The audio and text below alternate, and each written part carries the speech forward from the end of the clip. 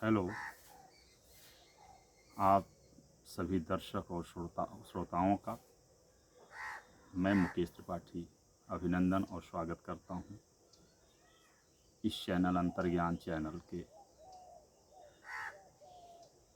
मुखर बिंदु पर। कैसे हैं आप सब?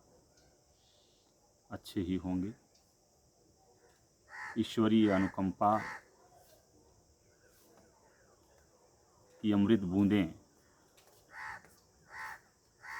सज्जनों का जीवन तृप्त एवं रसित करे, ऐसी कामना मैं करता हूँ। आज के विचारधारा के क्रम में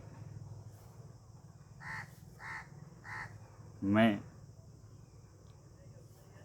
जिस बिंदु पर चर्चा करने वाला हूँ वह बिंदु है मानव अस्तित्व एवं चेतना का विकास क्रम।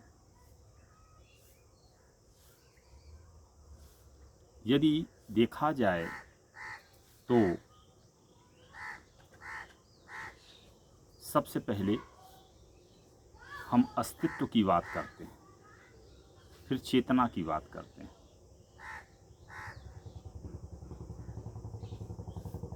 फिर विकास क्रम को देखते हैं। यदि अस्तित्व की बात करें तो अस्तित्व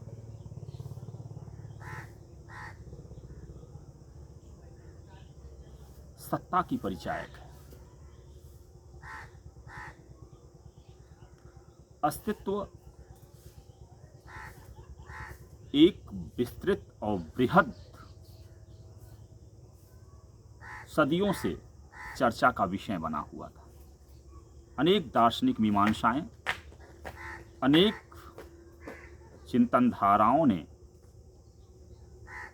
इस विषय वस्तु पर विचार मंथन किया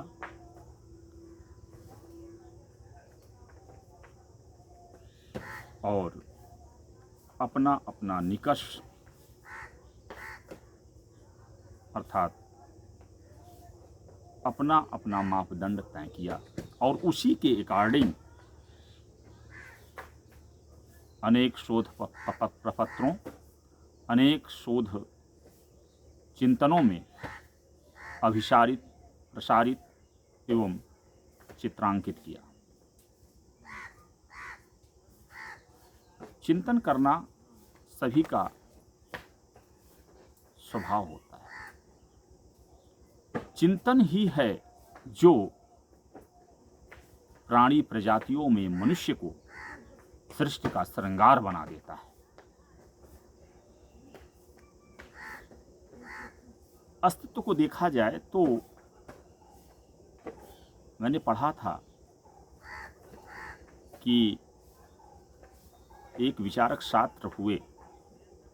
सारत्र ने अस्तित्ववाद, चिंतन धारा में अस्तित्ववाद आता है और अस्तित्व एग्जिस्टेंस जिसको इंग्लिश में कहते हैं, एक शब्द है एग्जिस्टेंस, और एग्जिस्टेंस की अर्थवत्ता, अस्तित्ववान है तब तक जब तक इसेंशियल है, अर्थात सार तत्व। बिना सार तत्व के अस्तित्व अपने आप में नगण्य सा हो जाता है, जड़ सा प्रतीत होता है। जैसे कोई लकड़ी है और उस लकड़ी को काट करके फर्नीचर के रूप में अलमारी या कुर्सियां बनाई जा सकती हैं, दराज बनाए जा सकते हैं, या अन्य किसी रूप में उसको रूपांतरित किया जा सकता है, परिवर्तित किया जा सकता है, क्योंकि उसका रूपांतरण स्वैच्छिक नहीं है। उस लकड़ी के अनुसार उसका रूपांतरण हुआ ही नहीं, अनैच्छिक है, अर्थात उसकी स्वतंत्रता बाधित है। अस्तित्व तभी अपनी अर्थवत्ता को प्राप्त होता है जब वह स्वतंत्रता की अनुभूति करे, और स्वतंत्रता की अनुभूति तब वह कर पाएगा जब वह सारतत्व से, इसेंस से परिपूर्ण हो, उसमें विरोध की प्रबलता हो, उसमें अपनी इच्छाओं के अनुसार ढलने का अवसर हो।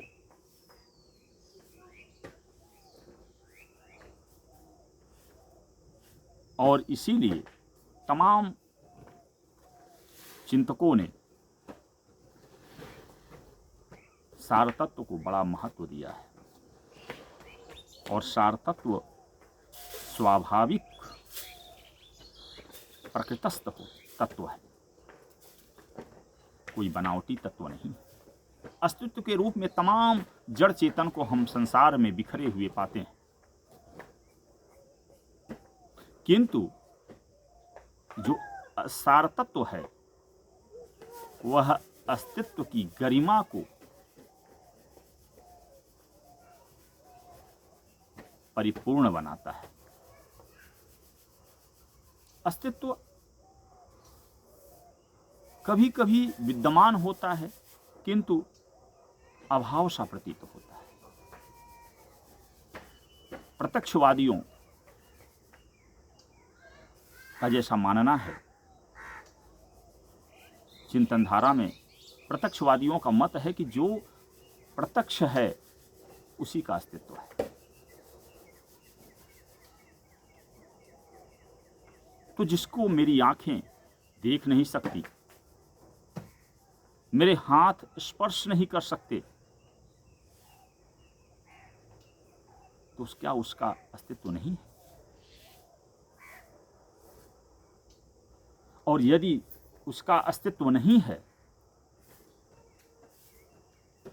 तो तमाम चिंतन धाराओं में, मेटाफिजिक्स में, तत्वमीमांसा में अनेक तत्वों की चर्चा की गई या एक तत्व की चर्चा की गई, तो क्या तत्व नहीं? तत्व है, बिना देखे है। जरूरी नहीं है कि हम जो नहीं देख पाते। हम देखते हैं कि पानी से भरा हुआ बर्तन जिसमें छड़ी डालने पर छड़ी टेढ़ी नजर आती है, जबकि है सीधी। निकालें, उस पानी से बाहर निकालें तो सीधी छड़ी दिखती है। तो हमारी आंखें धोखा भी क्या नहीं देती? हम देखते हैं कि क्षितिज आसमान कुछ दूरी पे जाके गिर रहा है, धरती से मिल रहा है, मगर जब पास जाते हैं तो हम देखते हैं ये तमाम प्रकाश के नियम के अनुसार ऐसा दृष्टिगत होता है। साइंस, विज्ञान बताता है कि प्रकाश का अपवर्तन है या परावर्तन है। तो ये साइंस का विषय है। जो सूक्ष्मदर्शी से तत्व हमको दिखते हैं वो प्रत्यक्ष आंखों से नहीं देख सकते। अर्थात यह हमारी ऐन्द्रिक क्षमता पे निर्भर करता है, क्योंकि इंद्रियां सीमित हैं, उनकी क्षमताएं सीमित हैं, उनकी कार्यशक्तियां सीमित हैं, और सीमित साधन से असीमित अनंत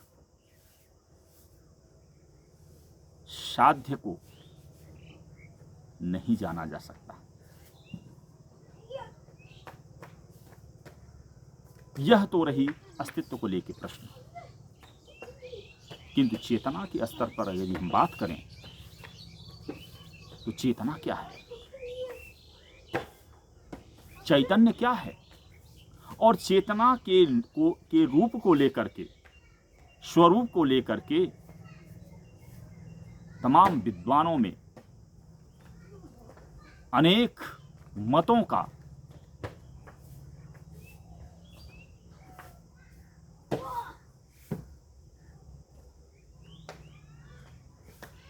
विचारधारा, अनेक मत दिखाई देते हैं, भिन्न भिन्न मत दिखाई देते हैं, अर्थात एक मत आम सहमति नहीं उसके स्वरूप को लेकर, और उसका चेतना का जो स्वरूप है, जब उसके स्वरूप में इतना मतभेद है, मुंडे मुंडे मतिर्भिन्न, तो चेतना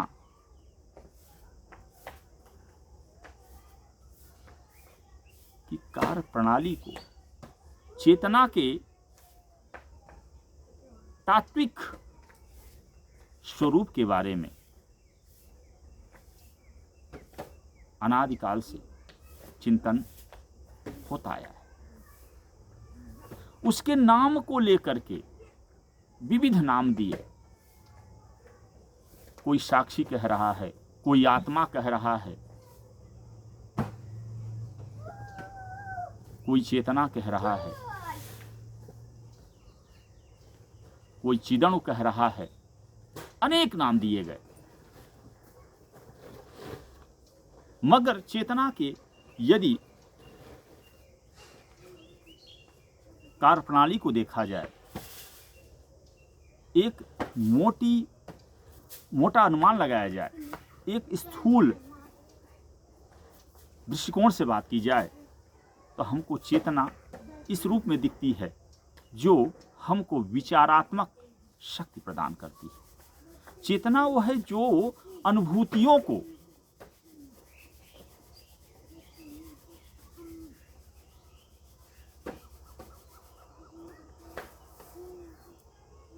ज्ञान के, अनुभूति के स्तर पर उतारे,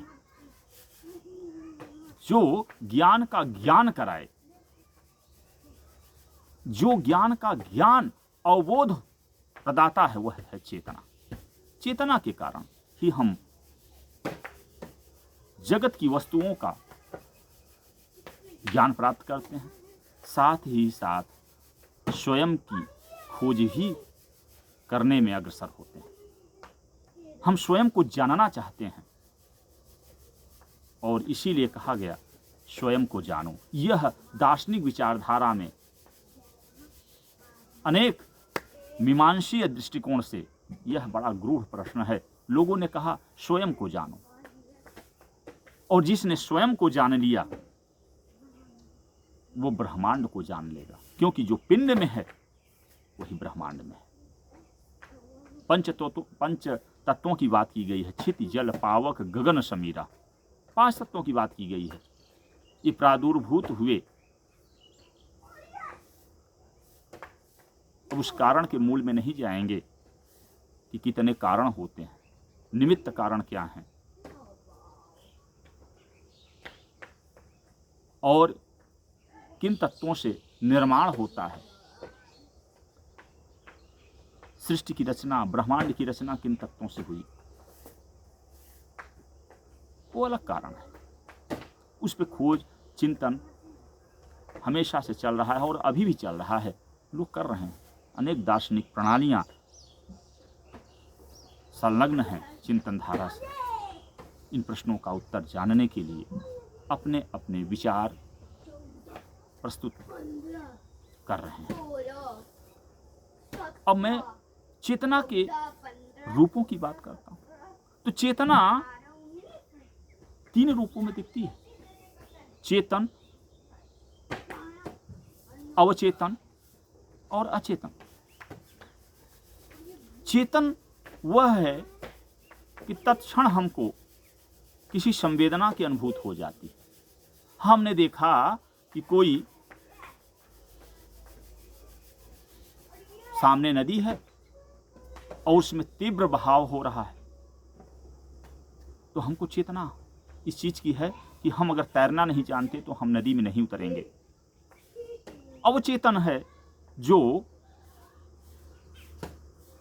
कभी किसी घटना को यदि याद किया जाए तो याद आ जाती है, क्योंकि वो विषय बिंदु, वह परिघटना, वह अनुभूति हमारे अवचेतन में विद्यमान होती है। जैसे यदि हमने किसी स्वादिष्ट भोजन का आनंद लुत्फ़ उठाया है और उसको याद करते हैं, उस घटना की याद आती है कि फला जगह गए और ये चीज़ें खाएं, या किसी ऐसे पदार्थ का नाम लो जो अत्यंत प्रिय है और कभी हमने खाया है, तो उसकी अनुभूति होने लगती है। कहते हैं ना, उसका नाम लिया मुंह में पानी आया। तो ये जो पानी आने की बात है, यह अवचेतन का ही खेल है और अचेतन है कि व्यक्ति अपने पूर्व में कृत्यों से, अनुभूतियों से, ज्ञान से हीन हो जाता है। अचेतन, वो नष्ट नहीं है मगर किसी अचेतन में चला गया है और इसी को मूर्छा कहते हैं। इसी को कहा जाता है कि व्यक्ति चेतना में नहीं है। ये सारे बिंदु हैं, चेतना के ये विभिन्न प्रकार हैं और जो कि मनोवैज्ञानिक और दार्शनिक चिंतन के सदा से केंद्र बिंदु रहे हैं, जिसमें विज्ञान ने अपनी जोर आजमाइश शुरू कर दिया है, किंतु चेतना इतना सूक्ष्म है कि किसी सूक्ष्मदर्शी से उसका आत्मसात नहीं किया जा सकता। यह अंतर्ज्ञान का विषय है। तमाम ऐसे तत्व हैं। बुद्धि क्या है? बुद्धि की प्रक्रिया को आप समझ सकते हैं, चेतना के कार्य या घटना को देख सकते हैं।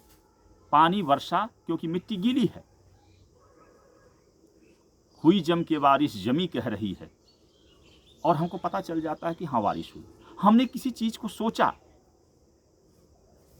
ठंड पड़ रही है और मेरे शरीर का स्पर्श किया ठंड ने, और हमारा मन जान जाता है, हमारी चेतना में बात आ जाती है कि सर्दी की मौसम की शुरुआत हो गई। हम चैतन्य हैं और चेतना की अनुभूति वश हम तमाम गर्म कपड़ों की व्यवस्था करने लगते हैं। तो सब कुछ खेल है चेतना का, किंतु है सूक्ष्म तत्व, जिसको किसी दार्शनिक विचारधारा में आत्मा कह दिया गया है, कहीं कहीं साक्षी भाव कह दिया गया है, साक्षी कहा गया है। अब देखिए, जो चेतना का निखार है, बाहर से अंदर जाने की प्रक्रिया है, अर्थात बाह्य जगत से अंतस्थ हो जाना, प्रकृतस्थ हो जाना, स्वयं को जान जाना, जो कि हमारी दार्शनिक, आध्यात्मिक, वांग्मय की अनुदेशना रही है। सदा से ऋषियों की यह उद्घोष रहा है कि स्वयं को जानो, क्योंकि स्वयं को जानना बहुत बड़ी बात है। हम शरीर नहीं हैं कि हम स्वयं को जान सकते हैं। हम मन भी नहीं हैं, हम बुद्धि भी नहीं हैं, हम चेतना भी नहीं हैं, तो हम हैं क्या? क्योंकि यदि कोई कहे कि व्यक्ति, आप फला व्यक्ति हैं, तो जहां इशारा वो कर रहा है वो हमारा आंख हो सकता है, हमारा बाल हो सकता है, हमारा वस्त्र हो सकता है, हमारा चेस्ट हो सकता है, हमारा स्टमक हो सकता है, हमारा सिर हो सकता है, हमारी बुद्धि हो सकती है, सब हमारा है। तो हम कहाँ हैं? इसी प्रकार से रिश्ते नाते हैं। ये हमारी पत्नी हैं, ये हमारे पिता हैं, ये हमारी माँ हैं, ये हमारी बहन हैं। सब रिश्तों की व्याख्या है कि कौन क्या है, किंतु यह प्रश्न आता है कि हम स्वयं के कौन हैं। और जब यदि यह प्रश्न आता है तो यह प्रश्न पैदा होता है, हम सोचने को विवश होते हैं कि मेरे साथ ही क्या संबंध है, क्या रिश्तेदारी है। इसकी भी खोज की जानी चाहिए और चेतना चिंतन धारा खोज करने में संलग्न है, क्योंकि वह मौन नहीं हो सकती। मुखर अभिव्यक्ति की आकांक्षा सदा ही चिंतन धारा का कार्यप्रणाली रहा है। इस प्रकार से भारतीय दार्शनिक अनुदेशना में पंचकोश कोशों की चर्चा की गई है, पंच कोशों की, पंच तत्वों की चर्चा है, पंच महाभूतों की चर्चा है। और पंच कोशों की जो चर्चा है उसमें है अन्नमय कोश, प्राणमय कोश, विज्ञानमय कोश,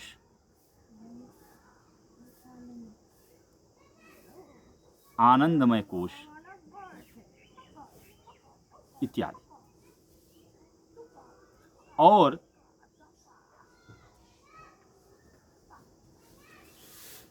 यह जो पंचकोशों की चर्चा है वह चेतना का स्फुरित और संस्तर का विकास है। सर्वप्रथम अन्न के रूप में, स्थूल रूप में चेतना प्रकटित होती है। ये जो जड़ पदार्थ हैं, वृक्ष हैं, लताएं हैं, वनस्पतियां हैं, पंच तत्व हैं, क्षिति, जल, पावक, गगन, अग्नि तत्व, वायु तत्व, पृथ्वी तत्व, हवा तत्व, वायु तत्व इत्यादि, क्षिति, धरती, जल तत्व, गगन तत्व अर्थात आकाश,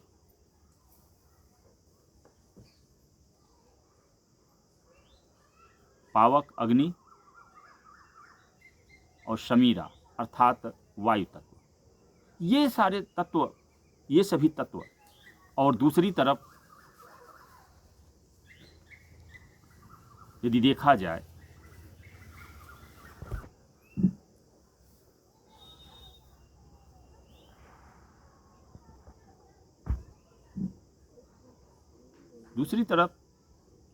जाए तो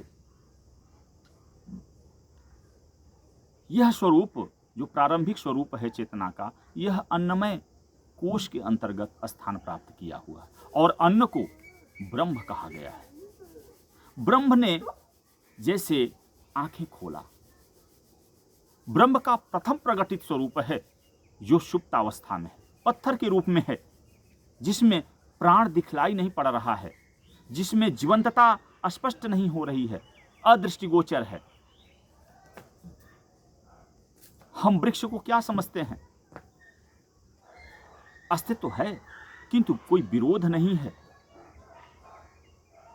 अस्तित्व तो है किंतु विरोध नहीं है, गति नहीं दिखाई पड़ रही है किंतु हरितिमा है, क्योंकि अस्तित्व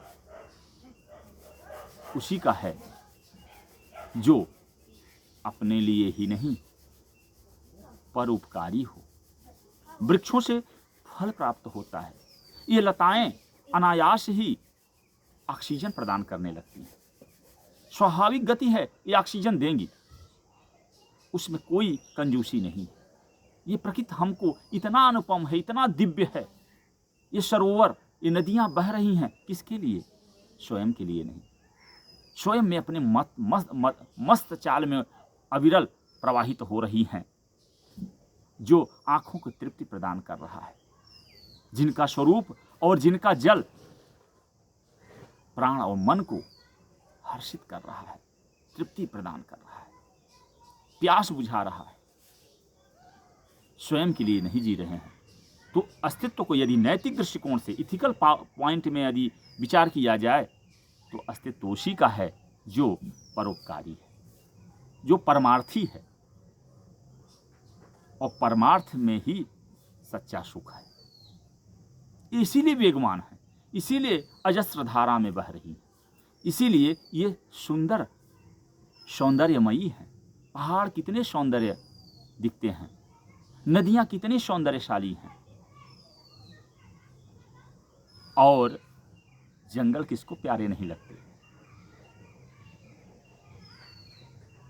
जिनकी कीमत को, जिनकी अमूल्य परंपरा को, अमूल्य विकास क्रम को बनाना प्रत्येक मनुष्य का साध्य होना चाहिए।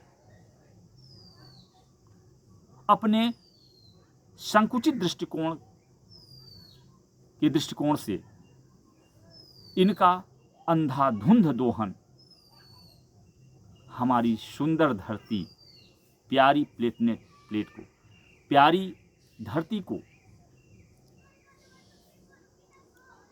कितना विकृत बना सकता है, जो आने वाली संततियां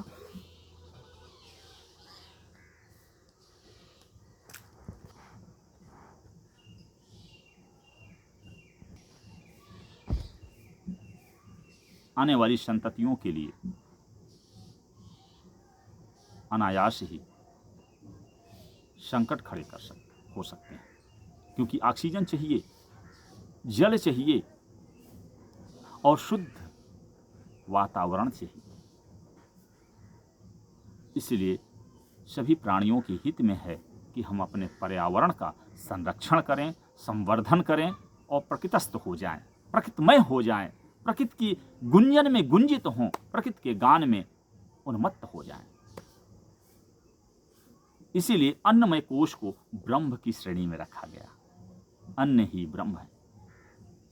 पुनः प्राणमय कोश आता है, जहां ऊर्जा स्फुरित होने लगती है, पशु जगत के रूप में, पक्षी के रूप में, वृक्ष के रूप में दिखलाई पड़ता है। ये हैं प्राण, इनमें प्राण पाया जाता है। वृक्ष में भी जीव पाया जाता है। हमारे वैज्ञानिक जगदीश चंद्र बसु हुए, उन्होंने सिद्ध किया कि वृक्षों में प्राण होते हैं। यह वैज्ञानिक सत्य है। जो वृक्ष हमको ऑक्सीजन देते हैं, फल और छाया प्रदान करते हैं, कितने उपकारी हैं वृक्ष हमारे, और मनुष्य काटे जा रहा है। काटना नहीं है, इनका संवर्धन करना है, रोपण करना है, क्योंकि ये हमारे धरती को रहने लायक बनाते हैं, वातावरण के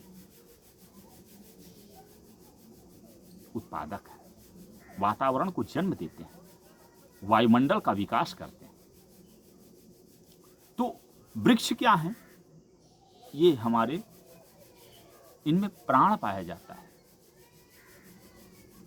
मनोमय कोश, मनोमय कोश क्या है? उसके ऊपर मनोमय कोश है। प्राण तो आ गया, प्राण तत्व तो झंकृत होने लगा, अब मनोमय की बात आती है। मन दिखाई देता है।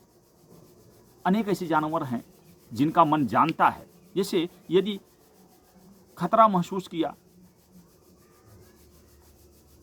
तो वो भाग जाता है, मन उसका बता देता है, उसके अंदर चेतना का क्रम शुरू हो गया है, जो कुछ अस्पष्ट धुंधली छाया के रूप में दिखने लगा है। जैसे किसी का चश्मा उतर जाए तो उसको लगता है कुछ है, किंतु क्या है? अस्पष्ट अनुभूति, मनोमय कोश है। और जैसे ही यम नियम प्राणायाम प्रत्याहार, यम नियम आसन प्राणायाम प्रत्याहार इत्यादि अष्टांगिक योग की बात जो योग दर्शन में किया गया है, योग मीमांसा में किया गया है, वहां विज्ञान को जगाना है। एक शब्द आता है विज्ञान। विज्ञान क्या है? चेतना का जहां स्पष्ट प्रभाव के साथ ही साथ स्वरूप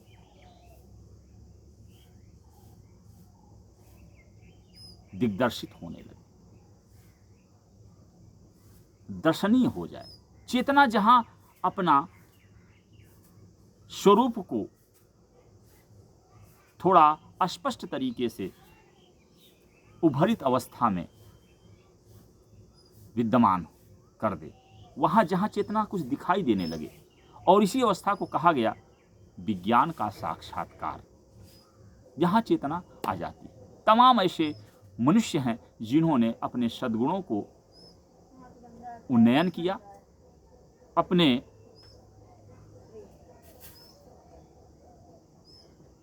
स्वरूप को प्रकृतिस्थ किया, अपने आचरण को परिशुद्ध किया, और उन्होंने विज्ञान की अनुभूति किया, साक्षात्कार किया। शिवत्व का अनुभूत किया। उन्होंने देखा कि परमात्मा ही आत्मा है। उन्होंने अनुभूत किया। तमाम ऐसे हमारे आदरणीय वंदनीय लोग हुए, जैसे आचार्य शंकराचार्य जी, रामानुजाचार्य जी, रामकृष्ण प्रभु, हमारे महान संत हुए जिन्होंने कहा शिवो अहम्।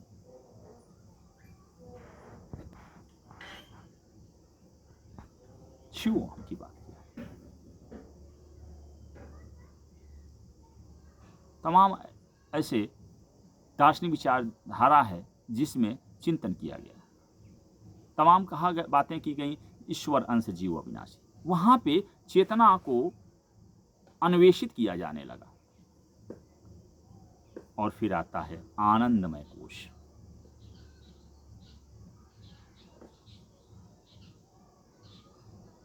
इस प्रकार से चेतना के पंच कोशों की तत्वों की बात की गई। वह है अन्नमय कोश, प्राणमय कोश, मनोमय कोश, विज्ञानमय कोश और आनंदमय कोश। और हमारी भारतीय संस्कृति में या मानवीय चिंतना के क्षेत्र में यदि देखा जाए तो जहां पत्थरों की उपासना किया जाता है, क्योंकि पत्थर मूर्तियों के रूप में कन्वर्ट है, मूर्तियां बन गई, उकेरी गई, वो पत्थर बनने लायक थे, वो बने। जहां हमारे यहाँ पहाड़ों की पूजा की जाती है, वहां नदियों की पूजा की जाती है, वृक्षों की पूजा की जाती है। जिसे तुलसी का बिरवा कितना पूजनीय है, समी का वृक्ष कितना पूजनीय है।